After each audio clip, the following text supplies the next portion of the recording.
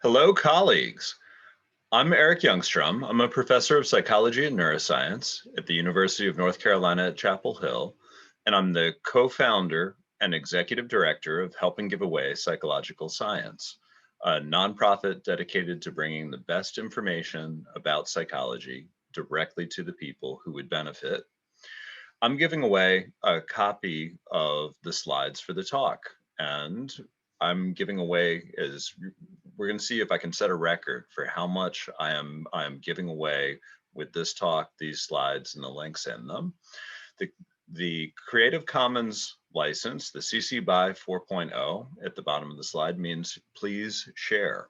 Please give these to your colleagues. Please send it over over your listservs to anyone else who wasn't able to be here but would find some of this material useful. And the link down at the bottom, bit.ly SMH 2021 HGAPS, that will take them to a copy of the slides as well. So my goals for this talk are to share information and resources, but especially to put tools in the hands of people who can use them.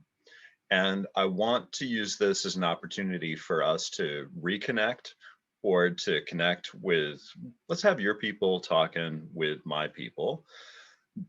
Having more connections is going to let us share better. It's also going to give us more suggestions and more hands to have more impact. I spoke at this conference with some of the students volunteering with me a couple years ago now at Durham, North Carolina, and we've grown a lot since then. And so I have things that I want to share with you about outreach, about educational resources, assessment tools that we've made very easy for you to use, and show more infographics that we've made as a visually appealing way of putting the information in front of students and parents and teachers.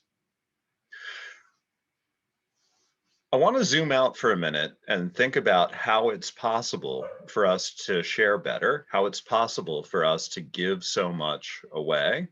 I'm 52 years old, so when I was crawling around on the apartment floor with my parents still in school, that was when we put the first people on the moon.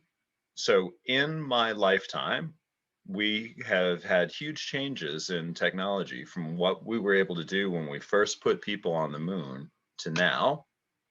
So let's think about what's happened with computing power. The little picture down at the bottom is one of the first computers ever made, the ENIAC, and it was so big it filled a room. In the top right, we have one of the most expensive portable computers ever made. It's the flight computer for the Apollo 11 that put people on the moon. And on the left, we have your iPhone. And when we compare the computing power of your iPhone to the flight computer for the Apollo 11, the heartbeat of your phone is beating 2,000 times faster. The clock is cycling 2,000 times faster than what we use to put people on the moon. And the storage capacity of it is about 10,000 times bigger. And the cost has come down so much that we can afford it. We can have our own supercomputer in our pocket. So this is a radical change in technology. And that is what we're playing with, what we're thinking about. How could we use this to give away information better? So I'm going to share specifically resources that we built and pulled together for you guys. So we have a team of volunteers who have been working on gathering information specifically related to school mental health. As you'll see, this is one project among many projects. We've had up to 300 people join us and volunteer at this point on dozens of different projects, but this is the team specifically working for you on school mental health. And if you go to hgaps.org on the web, we have a page which is gathering together many of our greatest hits of things that we think would be helpful for school mental health, particularly targeting the high school age group. So we have resources for substance misuse and getting ready for college and gender and relationship concerns, as well as I'm a clinical psychologist by training. So my bread and butter issues would be mental health issues like anxiety and depression. So what is HGAPS.org? It's a nonprofit 501c3 incorporated in the state of North Carolina that grew out of a student service club at the University of North Carolina at Chapel Hill. We have expanded to other universities. So there have been teams working with Kurt Michael at App State. There are teams working with Andy Delis Reyes at the University of Maryland, Steve Lee at UCLA. And our vision is to bring the best information about psychological science directly to the people who would benefit and to keep it free. The way that we've been gathering all the resources is with lots of volunteers and with small grants that are paying for pizza. If you feed them, they will keep coming. And so we have had more than a dozen grants at this point, and most of the budget has gone to pizza or occasionally Moe's or Jimmy John's when we're trying to mix it up, keep it fresh. We also have been working with donations, and it was my privilege to be one of the people selected last year in 2020 for the Elizabeth Hurlock Beckman Award, which was acknowledging, it was for inspiring students to start HGAPS and to keep HGAPS growing. And my wife and I talked, and it was our pleasure to donate the entire $25,000 award to HGAPS. But what we're trying to do so that it's sustainable, so that it is easy for everyone to access, and we don't need to keep getting grants once we've built it, is to use free platforms. So we're doing a lot with Wiki, not just Wikipedia. It turns out that there's a lot more going on with Wiki than I knew a couple years ago, and the open science framework. So when I spoke to many of you in Durham, we were growing rapidly, but the leadership team was primarily me and Nhan Leong, who was the graduate student and co-founder of the chapter and the corporation and the nonprofit. And Nhan, being a proud papa for a moment, he was one of the APA citizen psychologists recognized by the president of the American Psychological Association in 2018. He was the only graduate student to receive that distinction. So this is a picture of us as a club of students and volunteers and people working in my lab at the University of North Carolina. And since we saw each other last, we've expanded from a leadership team of 2 to a leadership team of 16. And so we have distinguished professors and colleagues from 4 different countries, and not just psychologists, but also psychiatrists, the chair of psychiatry at Virginia Commonwealth, molecular biologists, bioinformaticians, librarians, other executive directors, vice president of PracticeWise. So this is a much larger leadership team with a really neat skill set in terms of expertise and backgrounds, and drawing from 4 different countries. So this is let us reorganize. So up at the top level, we've got a new, improved, expanded board. And then at the bottom level, powered by pizza, we have teams that are working on projects. And then we have team leaders who are usually students who are keeping the show running as we're working.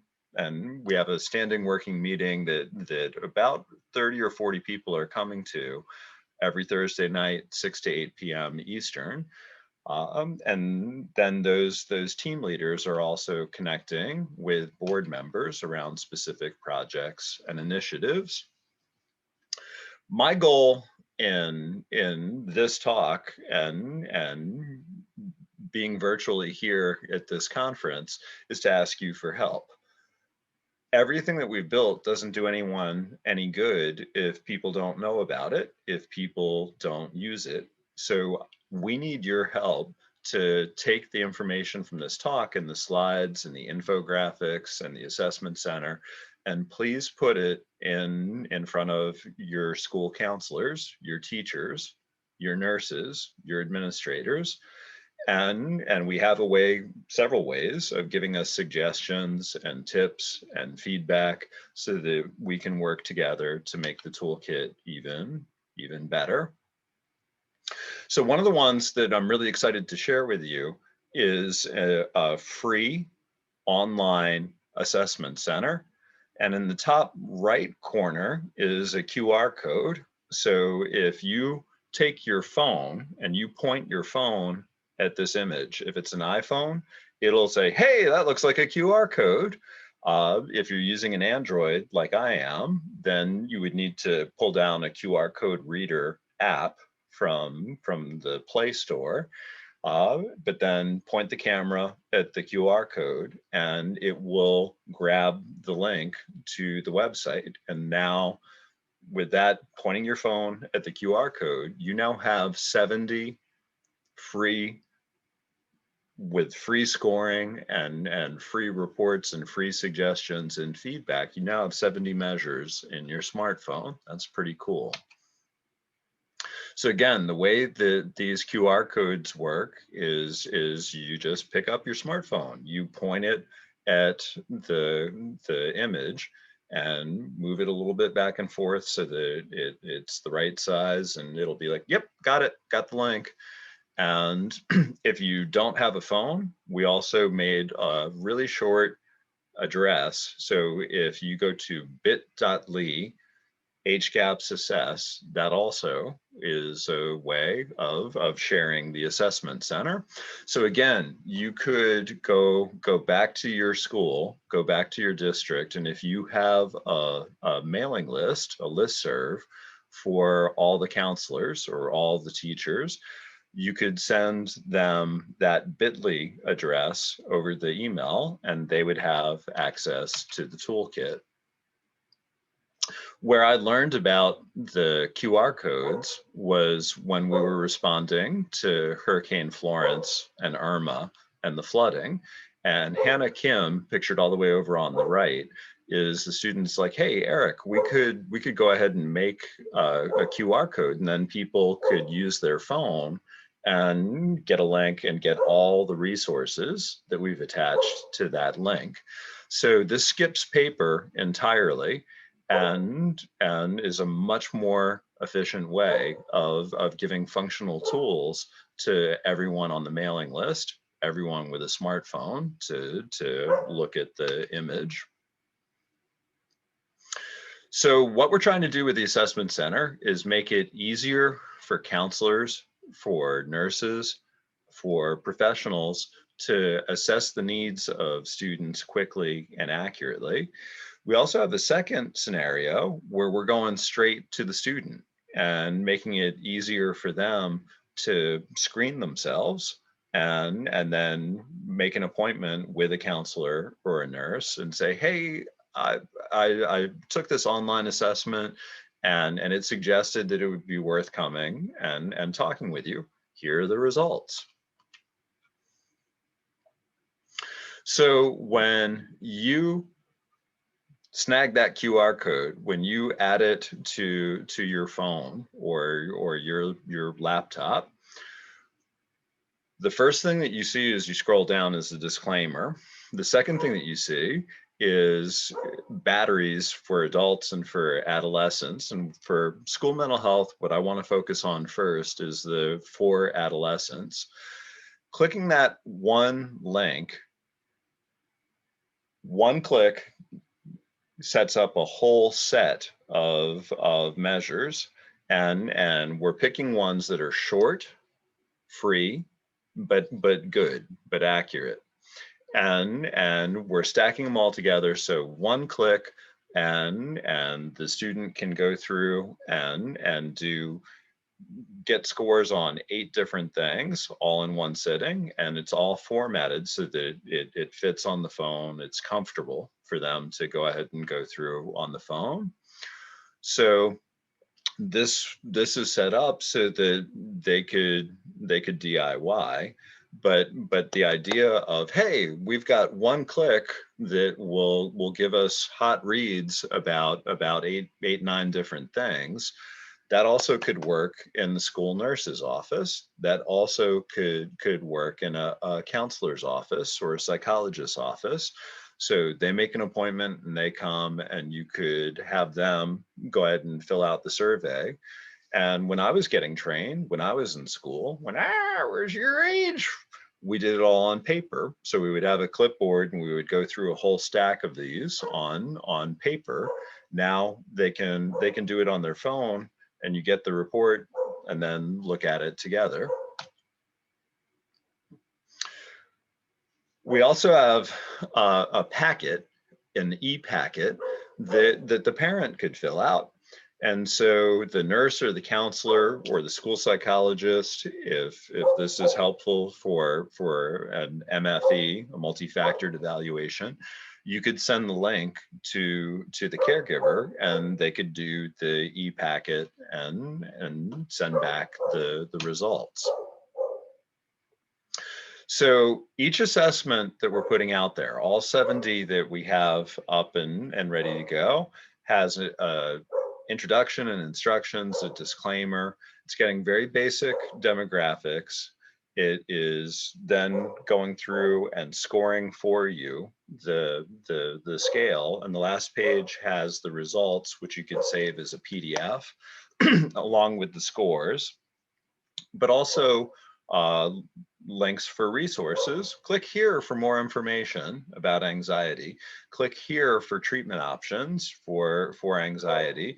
Click here for worksheets and things to use with a counselor. What's not in the assessment center is anything we're not allowed to put there. So no tests that would cost money, no neuropsych or forensic tests, nothing that would be unethical for us to put there. So no category B or higher tests from a test security standpoint.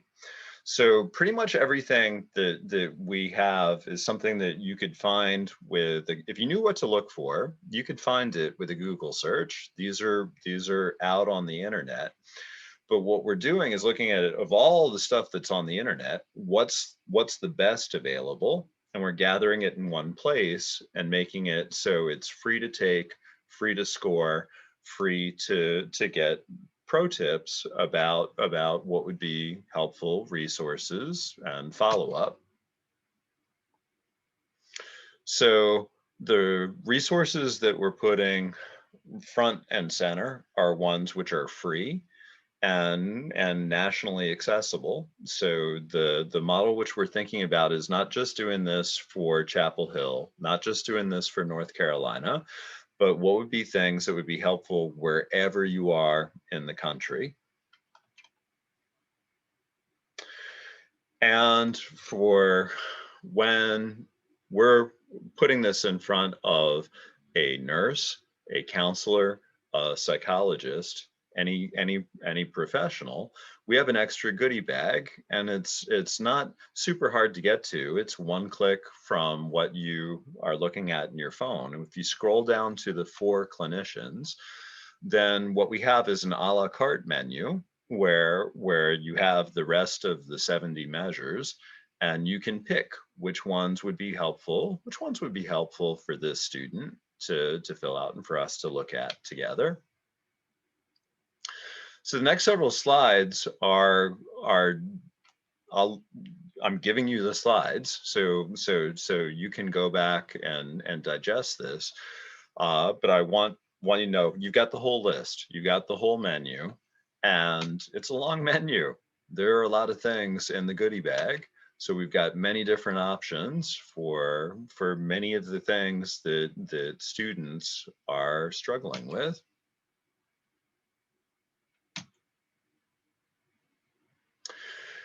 And because one of the things which we're trying to do is make it so that students have a way of seeing for themselves, should I talk to someone? Should I make an appointment with the counselor? We have ways that we're playing with straight to student advertising, straight to student marketing, if you will. So we have some TikToks, which are, and if you click on, I don't think this is going to work really well over Zoom, but if you click where it says "click to see," you can watch a 30-second spot uh, built by a student to appeal to other students and say, "Hey, we have this free thing that you could use that could be helpful." We're also working on translating these into other languages. So we have more than 24 measures that we have in at least 2 languages at this point, and we have up to 24 languages for some of these. What we've learned is that there are hundreds of languages in the world, but if we could cover 5 or 6, then we would have our toolkit available in languages that are the first or second language for 4 out of 5 people on the planet. So if we could do English, Spanish, Mandarin adds another billion plus people from China, Hindi, Arabic, and Portuguese. If we could translate everything in our toolkit into those languages, we would reach 4 out of 5 people on the planet. That's pretty amazing.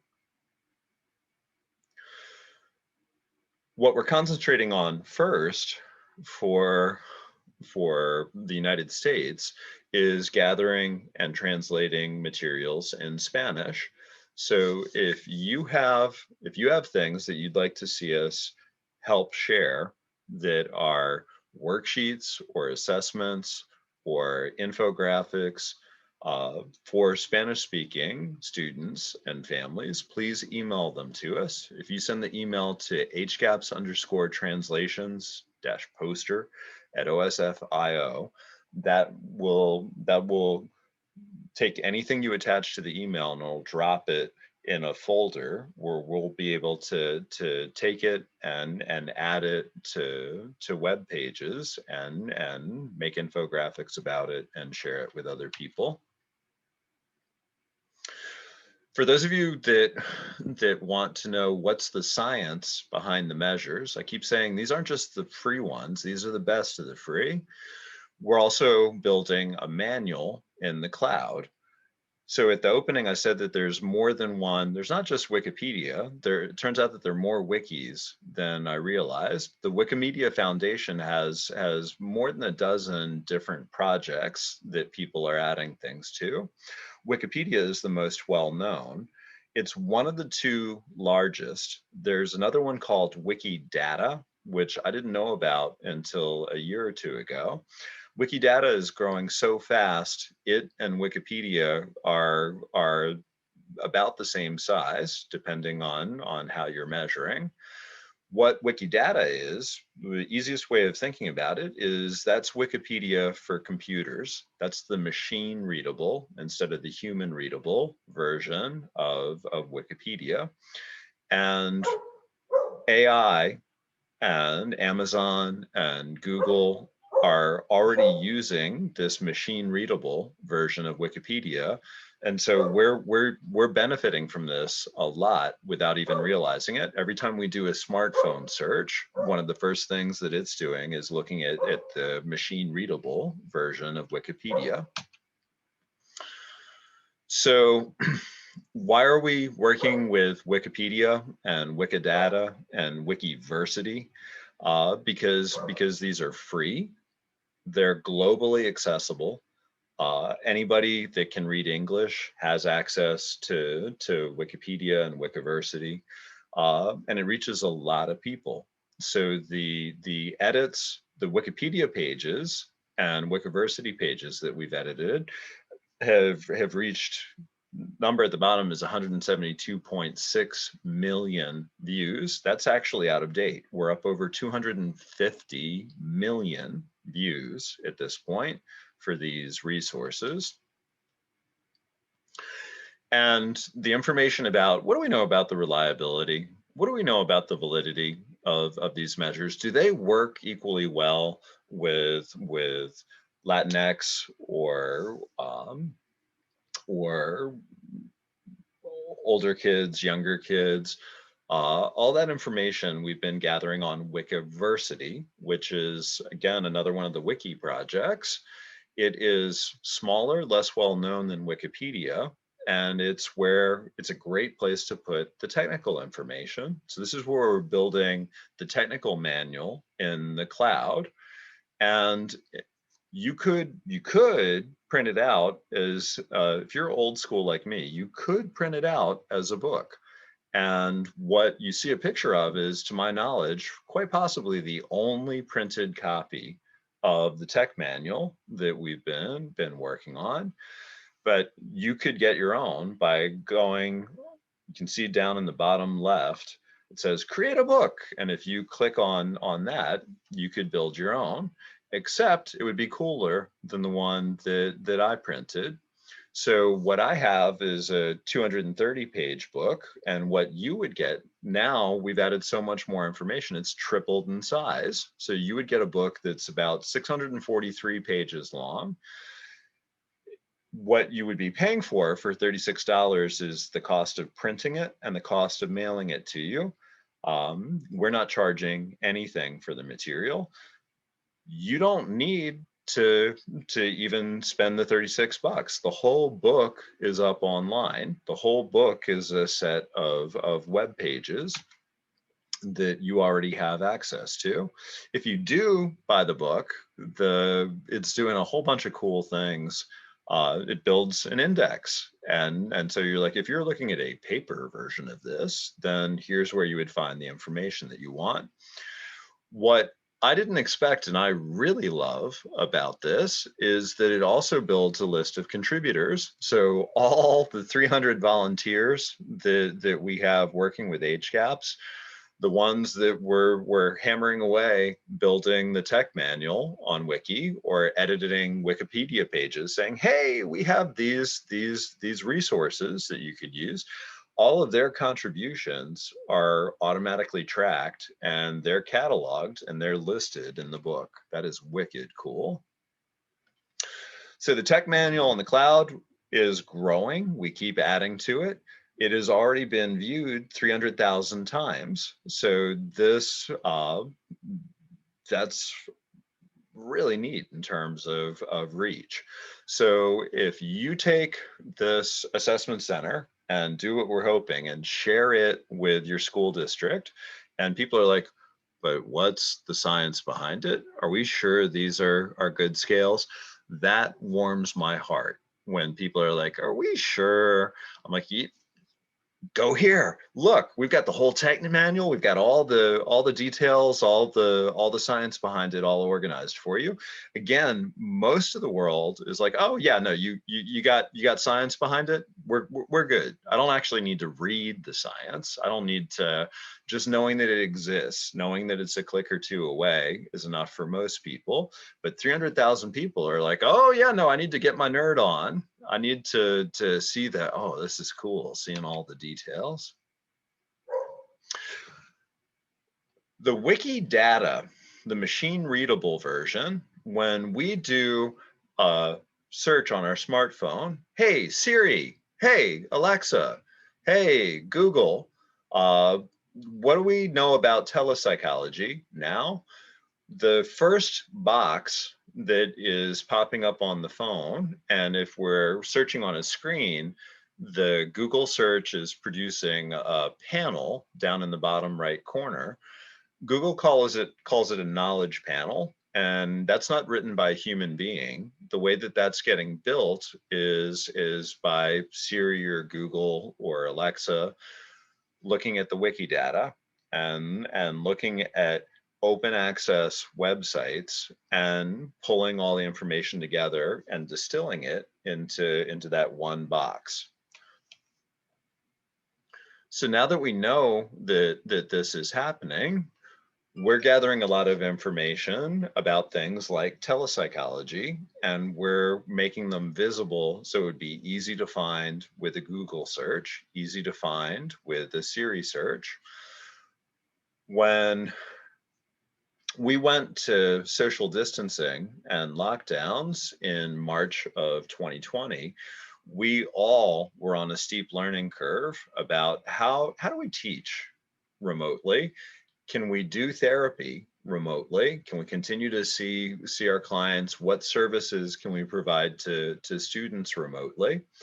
And so many of us had lots of information flying around on email listservs. And what HGAPS did was looked at what's the research that's available, what are the greatest hits that are coming from the listservs, and we built 2 pages on Wikiversity going through here's what we know currently about recommended practices for telepsychology and 2 pages, one for the counselors and the nurses and the psychologists, one for the professionals, and a second one for the students, for the clients. So you're getting ready to go to a counseling session, and you're going to be doing it over a camera, over Zoom. So what are tips about what to do, not do when you're doing counseling over video? So more QR codes, and if you point your phone at these, you'll be able to have the links that'll take you straight to the guide. This is labeled Guide for Patients. For us at this conference, this would be the guide for students, the guide for parents. So again, you could take this link and you could send it to the PTA. You could put it up on the school website. It's a link. So you could put it wherever you want. You could share it any way which is convenient for you. And that would take people to here are the tips for meeting with a counselor over Zoom. And then the telepsychology guide for clinicians, that's for the nurses, the counselors, the psychologists.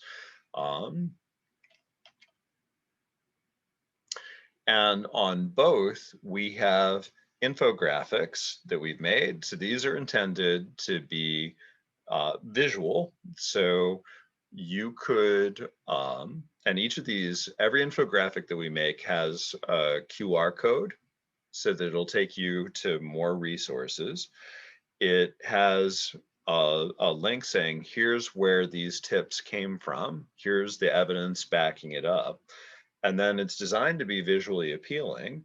And the way that we're sharing these is you could just pick one that you like, click on it, and then you could send it via Twitter. It's a picture. You could send it through Instagram. You could send it through whatever social media the students are using at your district. You could send it, I'm 52 years old, I'm older. So I'm like, oh, hey, I could take the image and I could attach it to an email, and that works too. These are also of a quality that you could print them out and post them in the hallway or on the bulletin boards. If I went back a whole bunch of slides, the first ones that we made were 8.5 by 11 on glossy paper so that they looked nice, and we were posting them in the building, the Friday Center, the convention building that Carolina converted to a Red Cross shelter. So these work as old school bulletin board material. These also could be emailed in their own right, or you could use them with social media. And we've got a lot at this point. So we still have a bunch that we originally built for Florence and Irma, and every hurricane season, we're retweeting those. We also have a lot of materials that we've gathered for coping with trauma. One of the latest initiatives is gathering materials for anti-racism and stigma reduction. So these two have their own wiki page where we're adding more and more information. When we talked in Durham, we talked about how we're thinking about what would be appealing, what would engage students, what would engage the people that we're trying to help. And so we also have pages where we've organized the resources around things like Netflix shows. So the first one that we did was 13 Reasons Why, and that's still, in a lot of ways, that's the one that's been visited the most. That's the one that has the most resources attached to it. But when I watched, and I haven't forced myself to watch the whole thing, but as I've watched some of the episodes and as I've looked at how they organize the information, it's not just suicide prevention. There is so much that is brought to the surface in that series. It's also substance misuse and sexual assault and sexting and cyberbullying, and it goes on and on and on. We also use this as an opportunity to educate the students about what good counseling should look like, because what the counselor, Mr. Porter, was doing in that series was not good counseling. And for many students, that's their only exposure. They're like, I saw Mr. Porter on 13 Reasons Why. No, I'm not going to go talk to a counselor. And we're like, you know what? That was one depiction, and it's pretty close to the worst case scenario, not what's typical and not what you should be looking for. So again, all of the infographics that we're making, as we look at this, they all have that CC BY, and what that is, that's a Creative Commons license. And what a license is saying, I'm not the owner. Well, actually, when I put it on it, it's saying I'm the owner, so I'm allowed to do whatever I want with it because I'm the owner. A license is what anyone who is not the owner is allowed to do with it. And a Creative Commons license is saying, if you're not the owner, here's what you're allowed to do. And a CC BY is saying, you're allowed to do pretty much whatever you want with it. You just need to thank us. You need to say, here's where I got the original. So that's important to me as a professor. It's important to the volunteers to have people know, oh, thank you very much. Thank you very much, Chloe. Thank you very much, Hannah Kim, for making these. But that is telling you it's free to share. You don't need to ask permission. You could send this over any social media, any listserv. You could add it to the school website. And then we've got the pro tips. So we've got recommendations, not just rando recommendations, but these are drawing on expert tips and advice, but we're packaging it in an engaging way. And then we're providing links to more resources and to document our sources. So most of ours are in English, but we have some that we've already translated into Spanish, and that's expanding rapidly. And for school mental health, when you go to our website, you'll see a whole bunch of infographics that we've made specifically for you guys. So things that you could, again, email, you could print out and post in the hall, you could have outside your office, you could send over social media.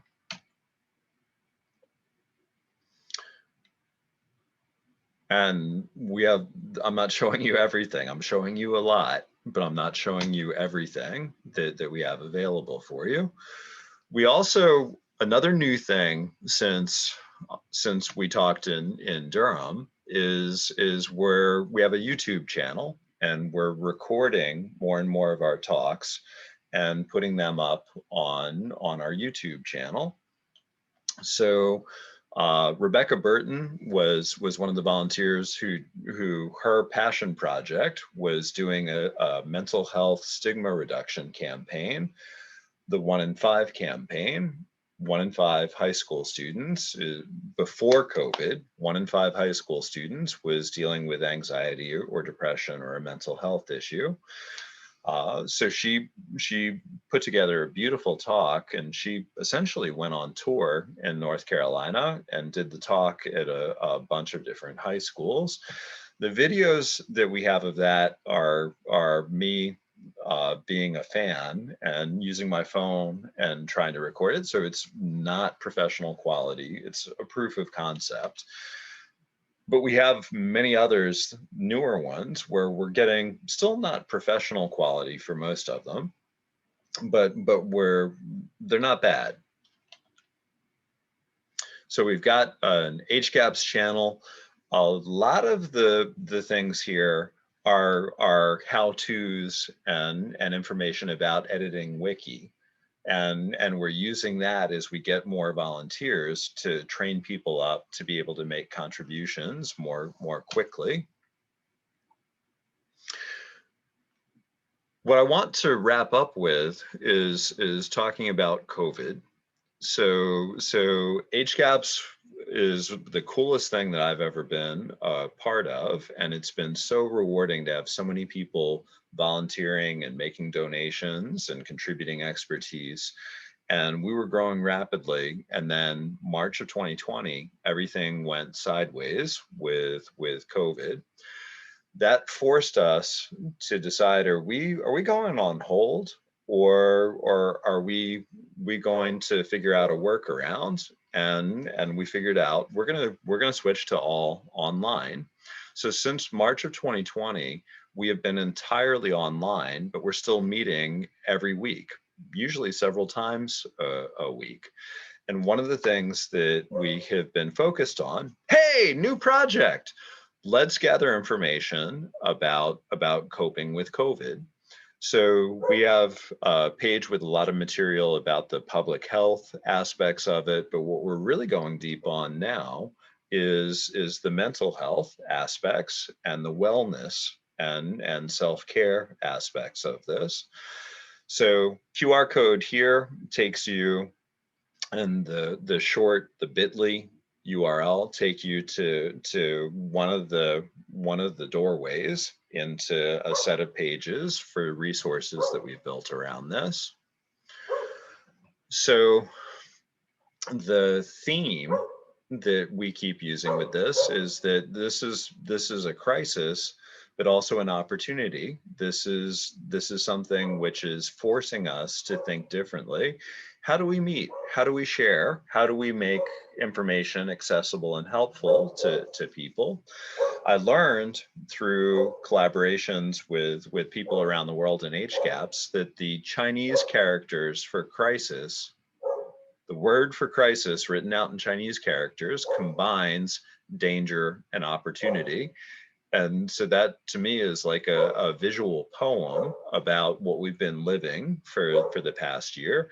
This is definitely a crisis, but it's also an opportunity for us to try out telepsychology, to try out online screening, to try out using social media to reach students and parents and our communities in different ways. So once again, by now, none of this should be a surprise. We have infographics, and we're adding free assessments about the stress dealing with COVID and how that's disrupting students and families' lives, and adding material that would be helpful as we go back to face-to-face. And things in the toolkit, you'll look at it and be like, you know what? This would be good for us to remind teachers that these are available, because the teachers are under a huge amount of stress dealing with online teaching, but then also navigating the transition back. So to recap, We we have high school mental health resources that are all linked to hgaps.org. We have an assessment center, and you have that in your smartphone now, with two different ways that we're designing it to be helpful. One version that could be straight to student, straight to parent, and then the much more extensive menu for the counselors, the nurses, the psychologists to look at and be like, for you, let's also add this one and this one and this one. We've got the technical manual in the cloud for people that want to fact check the science and understand the norms and what do the scores mean. It's 217 web pages right now, 640 printed pages if you turned it into a printed paper book. And we've got a couple hundred infographics organized around different topics and themes for you, and a bunch of different coping with web pages that, again, they're on Wiki precisely so that anyone with access to the internet can find them and use them from anywhere in the country.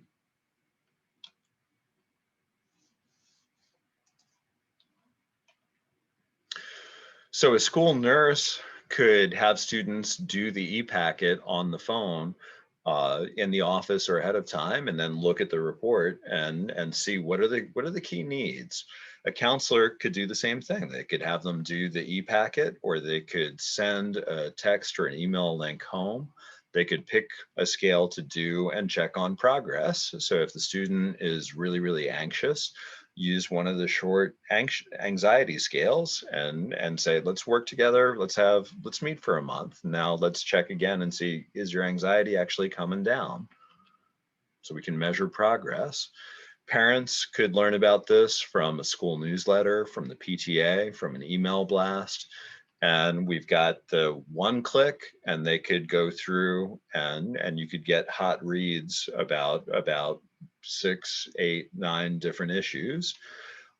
This also is educating the families about free community options from the resource pages. So crisis support lines and domestic violence support information and suicide prevention and chat lines are all things that are linked in the here's some suggestions, here's some things to be aware of. The infographics you could send over Instagram, Twitter, other social media, and we're getting more sophisticated about knowing how to make these things easier to find with the Google search or a Siri search. And as we get better making things like TikToks and infographics, we have more people sharing them with their friends. And that's neat because then somebody who's struggling may have the information and be empowered to ask us for help rather than waiting for us to come find them. So please connect with us. If you go to hgaps.org, you can follow us on Facebook, you can follow us on Twitter, on Instagram, we have a LinkedIn group, also have the YouTube channel. Please, whichever ones of these you use, please follow us, subscribe to these things. We don't spam you with a huge amount of information, but it means a lot to the volunteers. Every time that you like something or add something, that's a metric that means a lot to the volunteers. The two things that are driving them are pizza and altruism. And so showing, hey, people are looking at this, people are liking it, that's tremendous. And last QR code of the talk, as you play with the toolkits, you're going to have suggestions. You're going to have ways that we could make it better. You're going to have ideas about things that would be cool for us to add. Please send them to us. So we've got a little form. The reason that we're asking for your name and your email is so that we can thank you. We can follow up and say, hey, we got these added, but also to make sure that we're adding it in the way that you intended when you sent it to us.